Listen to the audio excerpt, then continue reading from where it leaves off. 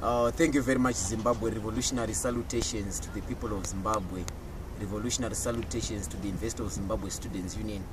Revolutionary salutations to #generational consensus. Revolutionary salutations to the youth of this country.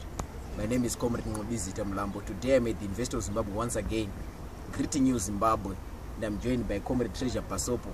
He's the Students Commissar at the Investor of Zimbabwe. He's the one who led and executed the 15,000 plus student demonstration that sounded the final death knell to Robert Mugabe's 37-year-old dictatorship. Today, comrades, were here to discuss a plethora of issues that concern our country. We have witnessed strikes by medical doctors. We have witnessed political rallies by the Movement for Democratic Change, presidential candidate, President Nelson Wamba Chamisa.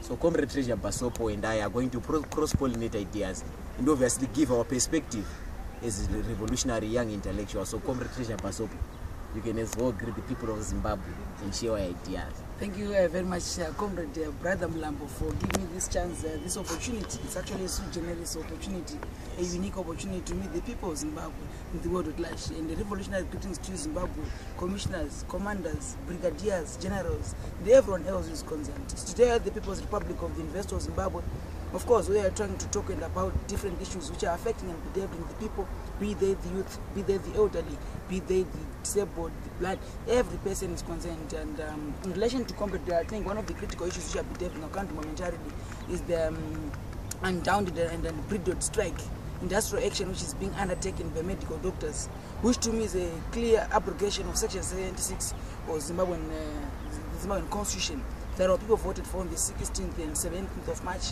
2013. The people have the right to health, and that is being compromised by a continuous lack of providing necessary services to the people of Zimbabwe.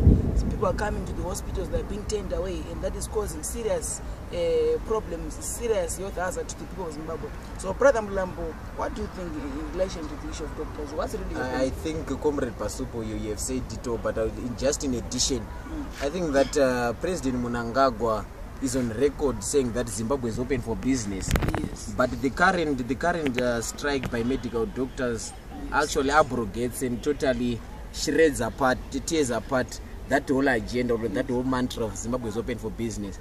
Yes. Simply because you can't be open for business when your own people are not fit, when your own people are not well. Yes. In essence, when you are talking about our understanding as intellectuals, is that when you say we are open for business, in other words, you are saying you are trying to attract foreign direct investment, and foreign direct investment comes in the form of companies, the multilateral companies, transnational companies, that global companies, the Goldman Sachs, etc. of this world, the McDonald's of this world, that want to try and invest in our country. So they can't come and invest in a country that is failing to take care of its own people, because the business and the labor work in tandem. Business and labor, they are transactional. So we can't be open for business before we address the critical issue of healthcare and a sound health delivery system. So what the government is supposed to do right now is to provide the necessary resources by its means, or partner with the development partners like the United Nations and its organs, to make sure that medical doctors, medical practitioners, even nurses and other medical practitioners in this country are paid well, to ensure that our labor force, in preparation for the transnational cooperation, the multilateral cooperations, and the big businesses and the companies that will come and invest as we open our country for business, we have a labor force that is fully fit and fully and taken quite care of. It's said that in this country, most people are on funeral policy plans, other than they are on medical scheme plans. That alone explains it that 65% of Zimbabweans are on medical or are on funeral policy, nyaradzo, doves, etc. They are not on CMAS, they are not on PASMAS, they are not on First Mutual Health Insurance. That explains a serious crisis. Yes. The crisis is now beyond the health sector. The crisis now is actually political and economic. So at the end of the day, what we should address is the political question to solve the economic question. So in other words, what we are trying to say is economic thinking should follow, political thinking should follow economic thinking. Let us first of all organize our economy well. Let us first of all take care of the medical sector. Let us first of all fully fund our clinics and medical hospitals. We are troubled by the infant mortality rates in our country. We are troubled by the maternal mortality rates in our country. We need to reduce the infant mortality rates. We need to reduce the maternal mortality rates, so that at the end of the day, we have got a healthy and sound society ready to build a prosperous. So that's my comment. President Mnangagwa, Your Excellency, say, please address the concerns of the doctors. If they say they want $10 an hour, I think it's noble that doctors in this country should be the most paid people in our country. Without a doubt. They are the most critical people in our country. The moment we do not take care of our doctors, we are doomed as a people. So I think, in my opinion, I think doctors should be paid $20 an hour. $20 an hour per call, not $10. Too small. Because the fact in Canada, doctors are demonstrating that they are being the government wanted to increase their salary. Why? Because they are fully paid. They now enjoy the benefits of being medical practitioners. A profession that takes 5 to 7 years to be trained. Yet the University of Zimbabwe, you pay around $1,400 a semester only to graduate as a junior doctor and be paid $329. That is not consistent with the profession. That is not decent. And when we talk about the International Labour Organization now, Brother Basopo, the decent work agenda, this is where it comes into focus. Decent work, it entails, number one, proper working conditions. Number two, wages that are far above the poverty data line. And I think the poverty data line is $575. Recent statistics from the Consumer Council of Zimbabwe, if I'm not mistaken. You know, Brother Mlambo, as I have been going and perusing, of course, within the diction of yes, in the library, yes, I came up to a point of realizing that, you know, world standards, yes, by their average, we expect 100,000 people to be served by 320 doctors. Yes, that's the ratio. That's the ratio. In Africa, it's very much pathetic. We have 12 doctors serving a population of 100,000. But to come back to Zimbabwe, it's even more pathetic. We have 6 doctors serving a population of 100,000 people. So in short, you are saying we are not investing more in our healthcare system. That's why the life expectancy is around 32 years or 35 years. We are even outsmarted by countries like Afghanistan, war-torn countries, countries with bombs and the Taliban, ISIS. Yes. But we are a peaceful country, thank God. Attrition. Yes. You know, Zimbabwe trains in Africa. It costs $60,000 to train on average a doctor, and $12,000 to train an average nurse. But of the 1,200 doctors that are trained here in Zimbabwe in the 1990s, 840 of them they left the country by the end of the decade.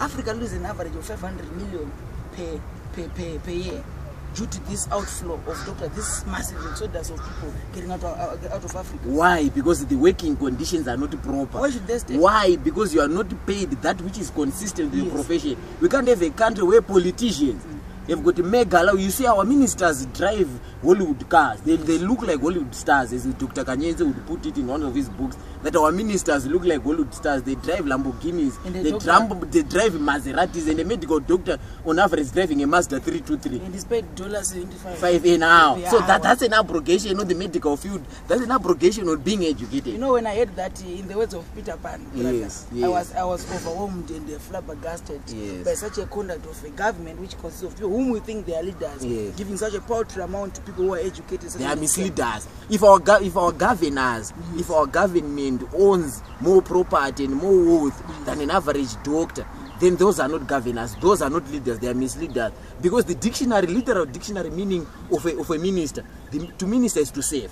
So in essence, our government culture, as President Chamisa is saying in his rallies, our government culture should change. The culture to save is and sacrifice. Yes. That is what we now to begin to. So we hope that if President Mnangagwa's Excellency say, if you come across this cross-pollination of ideas, you take into account what the young people of this country are saying, because we represent the majority of the views of our people. It's only that we are expressing ourselves. Others choose to express themselves differently. You know, so that's the case. It doesn't need to be this country which is a bakery of ideas. It doesn't need to be this country which is a factory of ideas. So equally need to just import ideas from other countries. Yes. You know, Brother Mlambo, one thing that I realized that ideas by their very nature, they are public good, which is characterized by non-rival in consumption. Yes. One can make use of them, and that is stop another person from making use of them equally.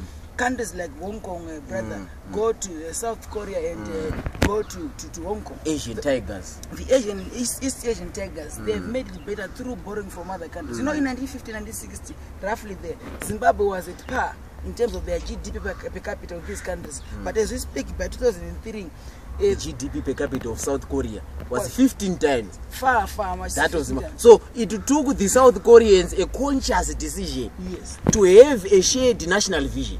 What has been lacking in our country has been an identified and shared, a collectively shared national vision. We need to sit down as a people. Everyone, churches, peasants, vendors, students, politicians, leaders and captains of industry, business people, entrepreneurs, young people, and sit down at multi-stakeholder meetings and begin to say, and stockholder, as Professor Jonathan would say, and the stockholder meetings, and begin to say, what is the Zimbabwe we want? Irregardless of the fact that you are MDC, you are ZANU Ndonga, ZANU Wapusa, G40, Lacoste, whatever you call yourself, what is the Zimbabwe we want? Because we can go for elections for the next 50 years, Brother Basopo. Yes. But so long as we don't have a shared national vision, we will continue to be captured in these vicious circles of electioneering. That's why you see, even after the 2018 election, people will remain in an electioneering mood. Why? Because even if anyone wins, without a shared national vision that we can collectively execute, as Thomas Sankara did between 1983 and 1987 in Burkina Faso, he had to mobilize his people and say, what is the type of Burkina Faso, the land of the upright people that we want? Zimbabwe has never done so. From 1980 to present, it has been a country riddled in crisis. It has been a country riddled by tribalist divisions. Why is it so? You know, the fundamental because we don't have a shared national vision. The greatest predicament which bedevils our nation up to now, Brother Mlambo, is this palpable absence of a matrix of leadership. Yes. Zimbabwe is a young country with people. Young people, we need to speak justice and to have bodies that vigorously stride and strive for revolutionary action. Of the 30,061,239 citizens were counted, comrade, on the 24th of August 2013, 2012, in a national census. 67% of them, they're young people. Yes, aged between 15 and 40. You understand? Yes. But now, what is their contribution? But if you look at the composition of our current governmental system, the 4% who are the minority in terms of the demographic composition of our country, they are the ones who are leading. So it's an irony, it's a contradiction. It's a demographic contradiction, it's a sociological contradiction, a technological contradiction, and a political contradiction, that those who are old govern the majority of those who are young. But I'm very glad. I'm very glad for hashtag generational consensus. I'm very glad for the Nigerian movement that is called hashtag not too young to run.